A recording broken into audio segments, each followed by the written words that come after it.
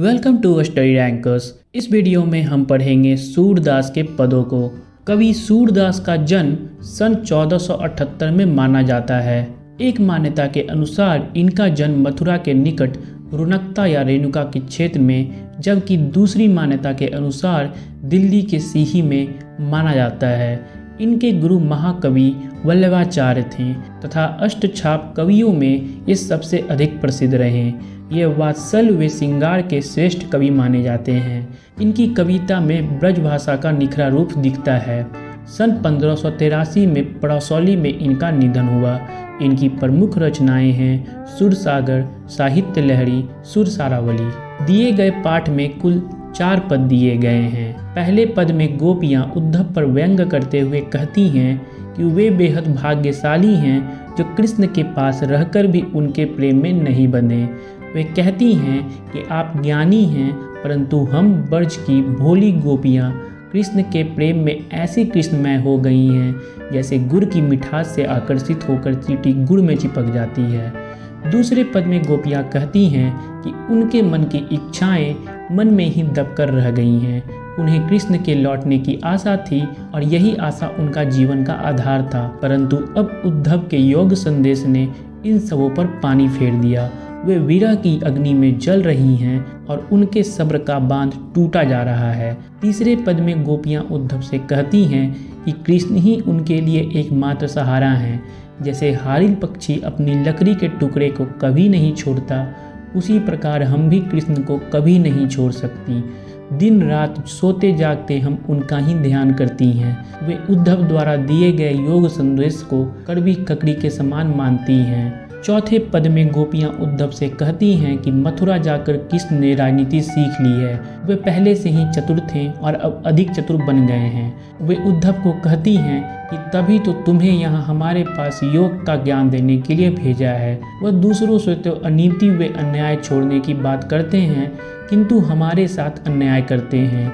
एक राजा का धर्म होता है कि वह प्रजा का हित सोचे, परंतु श्री कृष्ण गोपियों को सताकर राजधर्म नहीं निभा रहे हैं। अब हम लोग सूरदास के हर पद की व्याख्या को थोड़ा विस्तार में समझेंगे। उद्धो तुम हो अति बड़भागी, अपरस रहत स्नेह लगाते नाहिन मन अनुरागी। पुरइनी पात रहत जल भीतर, ता रस देह न दागी। जोयो जल माह तेल की गागड़ी, बुन न ताको लागी। प्रीति नदी में पाँव न बोरियो, दृष्टि न रूप पड़ागी। सूरदास अबला हम भोरी, गुड़ चाटी ज्यों पागी। बड़भागी का अर्थ होता है भाग्यशाली। अपरस यानी अछूता, तगा यानी धागा, नाहिन यानी नहीं, पुरीनी पात यानी कमल का पत्ता, गागरी यानी मटकी, माह यानी मैं, बोरियो यानी डुबोया, परागी यानी मुग्ध होना, भोरी यानी भोली, पागी यानी लिपटी हुई। गोपियाँ उद्धव से कहती हैं कि वे बहुत भाग्यशाली हैं। श्री कृष्ण के पास रहते हुए भी वे उनसे प्रेम नहीं करते। वे उनके स्नेह से अछूते रहें और प्रेम बंधन में नहीं बंधे।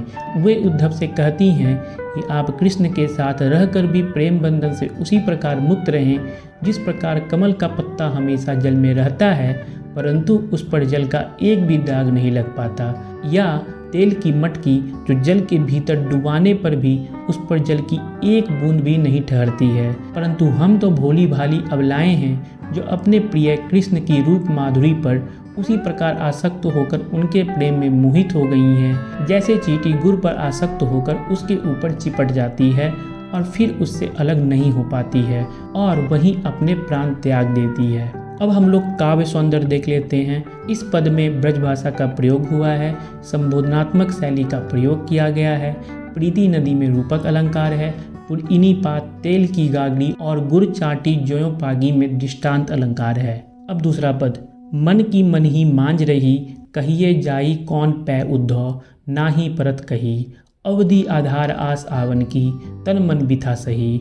अब इन जोग संदेशनी सुनी सुनी, बिरहिनी बिरह दही। चाहती हुती गुहारी जितिहें तैं, उत्ते धार बही। सूरदास अब धीर धरहिए क्यों, मर्यादा न लही।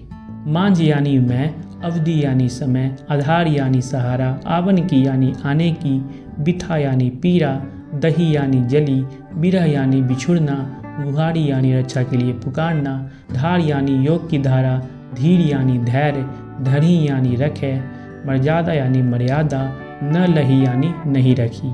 गोपियाँ उद्धव से कहती हैं कि उनके मन की इच्छाएं मन में ही रह गईं। उन्होंने सोचा था कि कृष्ण जब यहाँ लौटकर आएंगे तब हम उनके विरह में सहे हुए संपूर्ण कष्टों की गाथा उन्हें सुनाएंगी, परंतु अब तो उन्होंने स्वयं न आकर योग साधना का संदेश भेजा है। अब तो वे किसी से कुछ भी नहीं कर सकती। योग की इन बातों ने हमारी विरह की व्यथा को, हमारे मन के दुख कष्ट को और भी बढ़ा दिया है। अब तो ऐसा लगता है हम विरह की आग में जल रही हैं। हम गोपियाँ जिन कृष्ण के आगे अपने दुख कम करने के लिए प्रार्थना कर सकती थीं, वहीं से आप यह योग संदेश ला रहे हैं। गोपियाँ समझ जाती हैं कि कृष्ण ने ही उद्धव को ज्ञान उपदेश देने के लिए उनके पास भेजा है।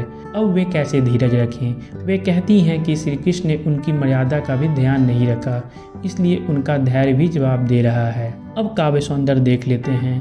ब्रज भाषा में संबोधनात्मक शैली का प्रयोग हुआ है। अवधि आधार, आस आवन, बिरहनी विरह और धीर धरही में अनुप्रास अलंकार है। सुनी सुनी में पुनरुक्ति प्रकाश अलंकार है। हमारे हरी हारील की लकड़ी, मन कर्म वचन नंद नंदन उर, यह ढीढ़ करी पकड़ी। जागत सोबत स्वप्न दिवस नीसी, कानह कानह जकड़ी। सुनत जो लागत है ऐसो, जोए करोई ककड़ी। सू तो ब्याधि हमको ले आए, देखी सुनी न करी। यह तो सुर तिन्ही न ले सौंपो, जिनके मन चकड़ी। हारील यानी एक पक्षी जो हमेशा अपने पंजों में कोई न कोई लकड़ी का टुकड़ा या तिनका पकड़े रहता है। उड़ यानी हृदय, जक यानी रटन, निशी यानी रात, करुई यानी कड़वी, व्याधि यानी बीमारी, न कड़ी यानी न अपनाई गई, चकड़ी यानी चंचल, तिन्ही यानी उन्हें ही। गोपियाँ उद्धव को संबोधित करते हुए कहती हैं कि हे उद्धव, हमारे लिए तो कृष्ण हारिल पक्षी की लकड़ी की समान बन गए हैं। जिस प्रकार हारिल पक्षी हर समय अपने पंजों में लकड़ी या तिनके को पकड़े रहता है, उसी प्रकार हम भी निरंतर प्रेम निष्ठा से कृष्ण का ध्यान करती रहती हैं। हमने मन वचन और कर्म से श्री कृष्ण के रूप और उनकी स्मृति को अपने मन द्वारा कसकर पकड़ लिया है। आपके मुख से निकला हुआ योग संदेश तो हमें कड़वी ककड़ी के समान प्रतीत होता है। जिस प्रकार कड़वी ककड़ी खाई नहीं जाती, उसी प्रकार उद्धव की योग ज्ञान की बातें उनके द्वारा स्वीकार नहीं की जाती। आगे वे कहती हैं कि योग के रूप में उद्धव ऐसा रोग लाए हैं जो पहले कभी देखा सुना नहीं गया, अर्थात जिसे किसी ने नहीं जाना। अब गोपियाँ उद्धव से कहती हैं कि वे इसे उन्हें सौंप दें जिनके मन चकड़ी के समान चंचल होते हैं। हमारा मन तो श्री कृष्ण में रम गया है, वहीं स्थिर हो गया है, अतः योग की कोई आवश्यकता नहीं है। अब हम काव्य सौंदर्य देख लेते हैं। ब्रज भाषा में लिखित यह पद गय है। हमारे हरिल हारिल और नंद नंदन में अनुप्रास अलंकार है। जौय करोई ककड़ी में उपमा अलंकार है। कानह कानह में पुनरुक्ति प्रकाश अलंकार है। हमारे हरि हारिल की लकड़ी में रूपक अलंकार है। हरि हैं राजनीति पढ़ी आए, समूजी बात कहत मधुकर के, समाचार सब पाए। एक अति चतुर हुती पहले ही, अब गुरु ग्रंथ पढ़ाए। बढ़ी बुद्धि जानी जो उनकी, जोग संदेश पठाए। उद्धव भले लोग आगे के, पर हित डोलत धाये। अब अपने मन फेर पाहिए, चलत जूहुते चुराए। तय क्यों अनीति करें आपुन, जे और अनीति छुड़ाए। राज धर्म तो यही सूर, जो प्रजा न जाहि सताए।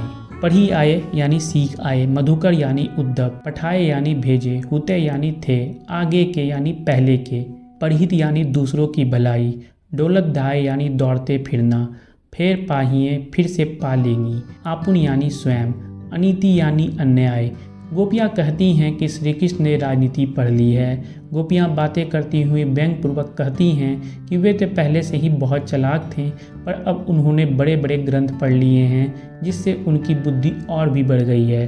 तभी तो हमारे बारे में सब कुछ जानते हुए भी उन्होंने हमारे पास उद्धव से योग संदेश भेजा है। पहले तो लोग एक स्थान से दूसरे स्थान पर दूसरों की भलाई के लिए जाया करते थे, परंतु वो उद्धव से कहती हैं कि तुम यहाँ हमारा कौन सा भला कर रहे हो। वे कहती हैं कि जिस मन को श्री कृष्ण ने उनसे चुरा लिया था, वे उनसे वापस ले लेंगी। सूरदास जी कहते हैं कि गोपियाँ कहती हैं कि राजा का धर्म है अपनी प्रजा की रक्षा करना, ना कि उन्हें सताना। अब हम काव्य सौंदर्य देख लेते हैं।